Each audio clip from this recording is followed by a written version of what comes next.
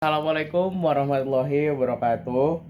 Saya Laundris Ramadan dari 10.3. Saya akan mempresentasikan sebuah video yang saya rekam ini yang berjudul Paku dari teks laporan hasil observasi saya yang mata pelajarannya bahasa Indonesia yang sudah di-ACC oleh Pak Delvi. Mohon disimak ya guys. Ya, ini pertama kita akan masuk ke deskripsi umum. Oke. Jadi kita masuk ke deskripsi umum. Nah, jadi yang saya bahas ini adalah paku ya, btw. Nah, paku adalah barang yang biasanya digunakan untuk menggantungkan barang. Kayak misalkan bingkai foto lah, sebutlah. Kayak apa lagi tuh. Ya pokoknya yang ada lubang-lubangnya lah, kan bisa digantungin di situ kan. Nih, kayak gini nih. Ini ada lubangnya nih. Nah, ancis, bisaan, keren juga tuh.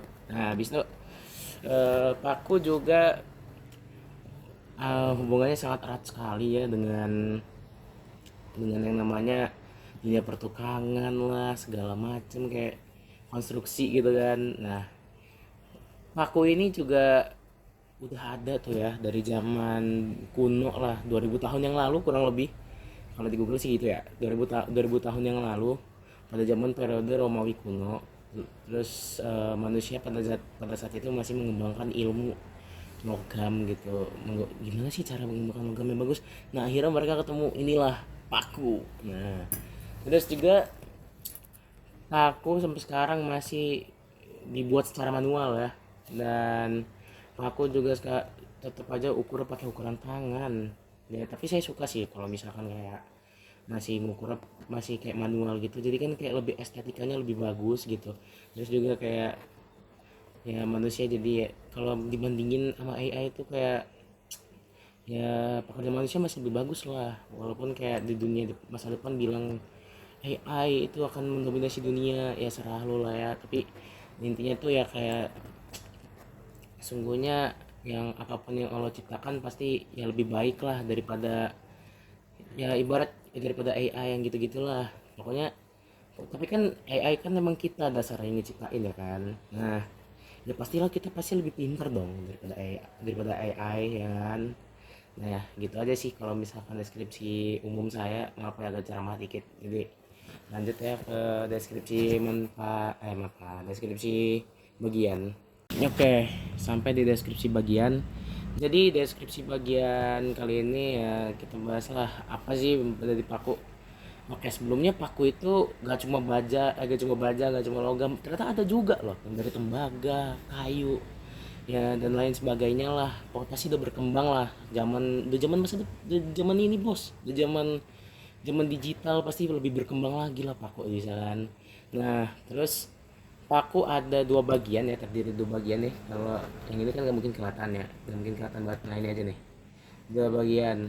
Nah ini nih kepala sama yang runcing ini yang buat ditancapin ke tembok ya. Nah, pak paku yang saya pegang ini sudah berkarat karena udah lama saya nemu di gudang bapak saya. Terus juga paku kalau di teks LHO saya bilang paku ini ada cat warna putihnya gitu. Itu kan kalau di kelas ya. Nah, ntar nanti saya kasih lah cuplikannya di bagian deskripsi bagian. Nanti saya kasih lah cuplikannya, ntar ada kok. Nah, kalau di video tuh 2,5 sampai 3 cm. Nah, pakai ngukur pakai ini aja lah ya. Soalnya yang ini agak gede, tapi kita coba ukur juga ya. Kalau yang ini nih sekitar 6 cm, yang ini 6 cm. Kalau yang ini kayak sekitar 4 cm lah, 4 cm yang ini. Kalau di teks LL saya bilang 2,5 sampai 3 cm. Sebenarnya banyak jenis ya. Lagi-lagi ya jangan ngandelin ini saya, tapi ada lah pasti yang kayak 4 cm, 2,5 cm pasti ada. Cuman saya nggak ketemu aja yang di sini nih. Nggak ketemu aja, tapi saya kasih lah cuplikannya ya, kurang lebih ya seperti ini ya. Oh ya, abis ini langsung ke deskripsi manfaat. Nanti, nah ini nih cuplikannya nih. Ini Pak, kurang lebih contohnya kayak gini Pak. Nah, Nah, kalau ditanya kalau di teks alawa saya kenapa pakunya putih, nah ya kayak gini di kelas gini kan saya ngikutin karakteristik di kelas ya Pak. Makasih Pak. Oke, jadi saat ini untuk bagian deskripsi manfaat ya. Nah, saya bilang manfaat pertama udah pasti dan sudah jelas saya udah bilang di ini apa namanya di teks LHO saya yang bagian umumnya deskripsi umumnya lah.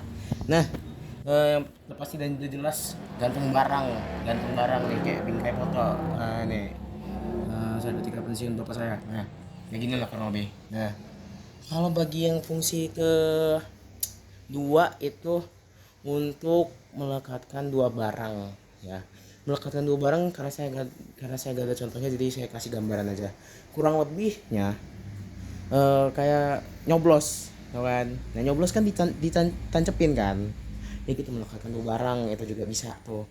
Kalau kalau gak mau kayak gitu ya contohnya kayak kertas dipaluin ya, dipaku palu tuk tuk tuk habis itu nancep kan, kertasnya nancep kan, nah kayak gitu. Terus untuk bangunan berdiri secara kokoh, nah ini udah jelas banget.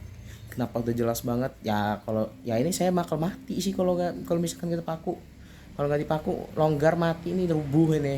Nah kalau untuk yang melekatkan komponen-komponen juga ya sama, ini melekatkan komponen-komponen juga kan ya begitu kurang lebih. Nah untuk manfaat yang paling terakhir dan yang paling utama tuh sudah pasti ya untuk plat kendaraan anjis. Nah plat kendaraan nih supaya nggak mudah lepas nggak dipakuin. Nah pakunya nggak bisa sendiri sembarangan guys, ini pakai pakunya jenis paku rivet. Nah ini contohnya untuk plat kendaraan apa aja lah kayak motor mobil gitu kan. Nah ini motor nih masih. Nah ini nih, maaf ya Pak, ini kita kameramen Pak, sumpah Pak. Ini enak meminta ibu saya sama emak dan bapak saya, jadi ya gini lah kalau lebih. Nah ini karena kata Willy sih, Willynya les sih Pak tadi tuh Pak. Nah begini nih, ini kan ada pakunya, jadi kan nggak mudah lepas aja gitu, nggak lepas dengan mudah ini. Sabar. Nah nggak lepas dengan mudah ya kan, betul nggak? Nah jadi gitu. Terus kalau mobil kayak mana contohnya? Sebentar. Kalau untuk bagian oh kok nggak ada sih, salah mobil Pak, salah mobil. Oke. Nah kalau untuk bagian mobil, nah ya kayak gini. Enggak, ya ini juga sama, tetap jenisnya tetap sama ya. Pakunya paku rivet juga tetap. Ya bisa buat apa namanya kayak ya tetap lah buat intinya tuh buat biar gak lepas supaya nggak mudah lepas gitu lagi-lagi.